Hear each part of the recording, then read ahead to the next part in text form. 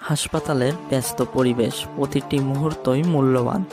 এই অবস্থায় আপনার দরকার বিশ্বস্ত পর্যবেক্ষক। আমাদের পেশেন্ট মনিটরটি যা রোগীর গুরুত্বপূর্ণ তথ্যগুলো নির্ভুলভাবে পর্যবেক্ষণ করে, যেমন হৃদস্পন্দন, রক্তচাপ এবং অক্সিজেনের মাত্রা। এছাড়াও রোগীর শরীরের তাপমাত্রা সবই রাখে ডাক্তারের হাতের মুঠোয়।